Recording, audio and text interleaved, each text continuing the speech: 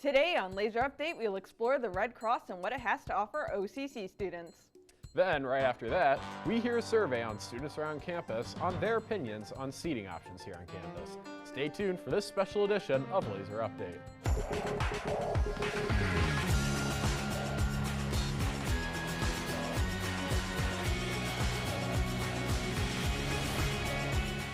Good morning and welcome to Laser Update. Today is Tuesday, April 16th, and I'm Kodak Trombley. And I'm Luke Baker. We know everyone is excited for the last day of classes coming up soon, but be sure to study early so that you aren't stressed when the final week actually becomes your final week. This is now our fourth week of Laser Update production. How excited are you as a soon-to-be grad from OCC, Luke? I am just super stoked. This has been a great journey, and I'm ready for the end. Me too. The Red Cross is always here on campus, but for what, you may ask? They are here for the students to donate blood, and today we will find out exactly why the Red Cross is important to the participants here on campus, but to the people they know. Here's Laser Update's Stefan Adams with more. Recently on OCC's campus, the American Red Cross and OCC hosted a blood drive in Gordon. Former nurse Marisa has something to say about this. I am happy to give blood. I try to do it at least 3 times a year. I was a former nurse, and therefore I know the importance of having blood on hand for people who need it and when they need it right away. So I am happy to be here, and I think... I've been to blood donating because my mom donated as often as she could as I was growing up, and I think she had some, unknown amount of gallons of blood that she donated. And that always impressed me about, one thing that impressed me about my mom, and so I just kind of followed her up. I started off donating a long time ago, and then I was doing some research where I was required to have some hepatitis vaccine. OCC hosts this event at least twice a year on campus in Gordon. Make sure next time you will stop by and see what's going on. If you aren't afraid of needles and would like to donate blood, please check your school email. You can also contribute money by phone if you don't want to be stuck with a needle. The Red Cross is on campus multiple times throughout the semester here at OCC, so remember, together we have the power to save lives. When you're not in class, where do you hang out? The bowl in the Winnie or the cement on the quad? We have all seen the seating options around campus. As students, our opinions are crucial, not only for the comfort, but the style of our campus. Eudell went around to ask students and faculty just how they feel about the seating options. Seating areas are very important to student life. So today I'll be asking students exactly how they feel about the current seating options that OCC currently has. I do think there should be more of them, specifically ones that aren't just metal benches spread sporadically around campus. I think that the seating areas on campus are pretty sufficient as well. I do think and believe that we should start to orchestrate and have more culture around the outside seating. I think we have a lot of lounge seating areas around campus, but it may not always be what is in proximity to students and where the large number of students tend to congregate. Although the seating options here at OCC have gotten better, students feel as though the seating options can still improve. I'm Eudell, and that is Pulse of the Campus. There are mixed feelings about campus seating, but clearly there is room for improvement.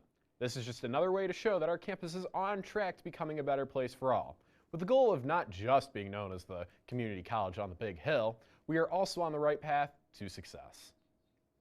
That is all the time we have for this segment of the show, but right after the break, we hear from another student, Garrett Smith, about an outstanding art major student here right here at OCC. And later, learn about a special lady in the Learning Center in Gordon. Stay with us, but first... Tomorrow, the Council of Clubs will be meeting from 12 to 1 p.m. in Whitney 301 if you want to learn about what is happening here on campus.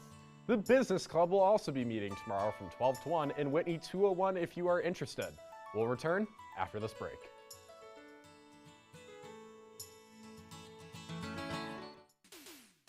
I chose OCC because I needed more experience with college and wanted to meet new people. OCC means making connections, meeting new people, a community. Students can find clubs, sport events, tutoring. Come to OCC. My name is Eudell. This is my second year at OCC, and I major in business administration. What I like most about OCC is the lounge that's open to the students. It's a good way to interact with other people, and overall it's just a good environment to be in. The benefits of attending OCC are the resources they have on campus. For example, the Learning Center, study rooms in the library, and activities that they host on campus. There is kind of a big shift going from high school to OCC, but you have a lot of professors and resources on campus to help deal with that. My name is Kelly Unz. I am the Assistant Director within the School of Arts Communication, Business, and Entrepreneurship here at Onondaga Community College. It's my job as their advisor and student navigator to help get them the steps that they need to take in order to achieve those goals. I think the bigger question is why not come to OCC? It's, again, right in the middle of Onondaga County. You can get a bunch of college experience and just life experience living in Syracuse.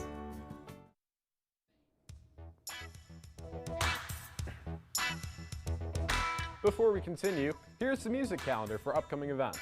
There will be a vocal preparatory class held by Professor Laura Enslin on Friday, April 12th at 12:20 p.m. There will also be an OCC percussion ensemble on Friday, April 19th at 12:20 p.m.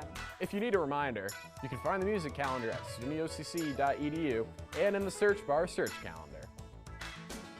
Welcome back. As we continue with this segment of Laser Update, we will dive into learning about a fellow student here at OCC. Then, following that, we'll hear from Imani Eudell about the passions of someone in the Learning Center. We'll now meet Ethan Frank, a current student here at OCC who is under the Fine Arts degree at OCC. With his story is Garrett Smith. Here at Onondaga Community College's Fine Arts program, we see a lot of amazing artists, but there's one student who stands out from the rest with flying colors. I'm Ethan Frank. I'm a second semester art major at Onondaga Community College, and I would like to be a full-time artist. I kind of realized that I like creating things, and I came to OCC to kind of discover my path in art and take classes that appeal to my path moving forward in life. Working in the studio at OCC has really helped me because it's very quiet. It's a relaxing place to get my work done. Also, my process with art kind of begins with to have a canvas gessoed and ready at all times for me to just kind of pick the paints I need and get right to it. Ethan Frank is determined to make his passion a reality, one paint stroke at a time. He sure is laser focused. Ethan has found his path to success with the stroke of a brush. With it only being his second semester with us, I'm sure others can find their path to success just as quickly as Ethan has. With much of what OCC has to offer, I'm not surprised at how quickly Ethan is in succeeding and happy with his degree and career choice. Now we turn to the faculty side of OCC and learn about a wonderful lady over in the Learning Center. Today, Imani Eudell has the story. At OCC, helping students is Kathleen Sisak's top priority. At OCC, I work in the Learning Center, and this will be my 16th year. I like being able to work one-on-one with students. So I do teach integrative learning studies as well in the classroom, but I much prefer working one-on-one so I get to know students and get to know what they need. I spend a lot of time, I'll look at their history here at OCC and see how long they've been here, look at laser success, look at the classes they're taking, the teachers they have, look at any notes in laser success to kind of learn on paper who the student is.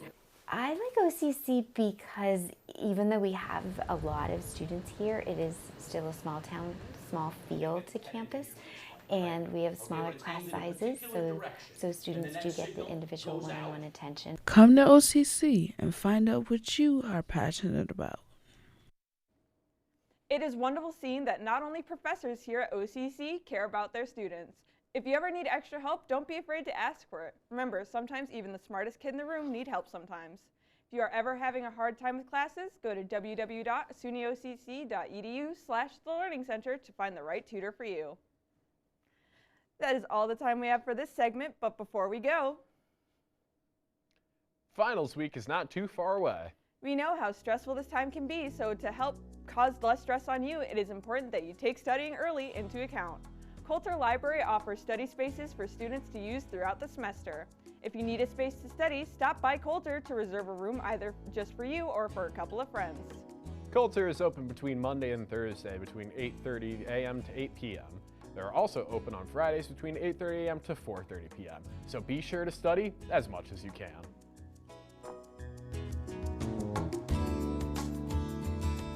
PTK stands for Phi Theta Kappa. It is an honors college-based honor society. Our chapter is one of the most awarded chapters in the whole country. For benefits, we have the transfer scholarships that are available. There's this suite. We have Jackie and Annie who are available to help with transfer, scholarship, and a number of other resources. Being a member of PTK has improved my OCC experience as it's helped me get involved more, and, big thing, it's a huge resume builder. OCC is very affordable, especially for students that maybe aren't necessarily sure what they want to do for the rest of their lives. Take some classes here and there and not break the bank. Specifically in the School of Arts, Communication, Business, and Entrepreneurship, I think the students are really fortunate because the class sizes are small enough that the faculty really get to know the students one-on-one. They get to know their strengths, their areas of improvement, their goals, whether it be transfer, career. When you come here and you're sitting in a classroom, you're not just a number. My classes are pretty enriching, I think. My professors are really knowledgeable about the things that they teach. Like my Shakespeare professor, you can tell that guy's a Shakespeare professor. Like, you know, he's got it going on. The OCC community is really pretty tight-knit, I think. Everybody here is different and they have their own reasons for going here. So there's a lot of unique people here. I think they kind of limit you your first year. You're more like in a track, and then your second year it's kind of more like, oh, what am I interested in? What can I do?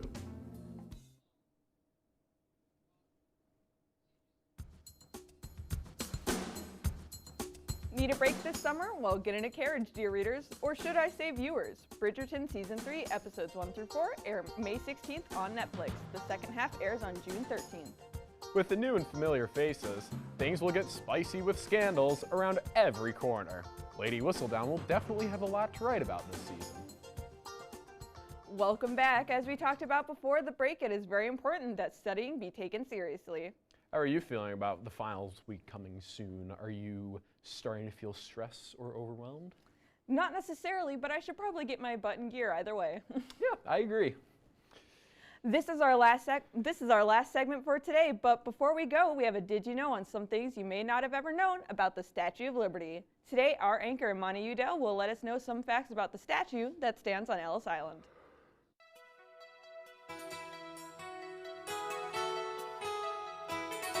In April 1886, after 9 years of construction, the United States proudly unveiled one of its greatest gifts, the Statue of Liberty. It was assembled in France and transported across the Atlantic to New York City, or Ellis Island. Originally named Liberty and Lighting the World, this iconic statue has since become an enduring symbol of liberty and hope, capturing the hearts and imaginations of people from all walks of life. The visionary behind this extraordinary creation was French sculptor Frederick Bartholdi. He spent years designing the statue with the help of engineer Gustave Eiffel. They began designing the statue in 1870 and then began sculpting it in 1875. Since Bartholdi visited Egypt in 1855, he decided to design the statue with accents of an Egyptian woman. Between 1886 and 1924, nearly 14 million immigrants entered the United States through New York. With the tension of war in Europe at the time, a new place of opportunity was most wanted. And New York was the ideal destination for most immigrants coming from other countries. The thought of a better chance at life was their motivation. The Statue of Liberty during this time of immigration was known as a welcome sign to those who were coming into America, as it was the first thing they saw when arriving on boats. The materials that were taken to make the Statue of Liberty consist of copper, steel, gold, and cast iron, making the statue weigh more than 225 tons, which equals to 450,000 pounds. It cost $250,000 to build the Statue of Liberty, but before you say that isn't much money, remember the value of money at the time compared to today. In today's time, that could cost over $4 million, especially with inflation. But what is inside this gigantic statue? Well, being that the statue is about 20 floors from the base to the top, there are 354 steps. You will definitely get a workout in if you take this tour With an open area, you can see the skeleton of the statue and the bars that are holding it together. If you are claustrophobic, I would not recommend this for you.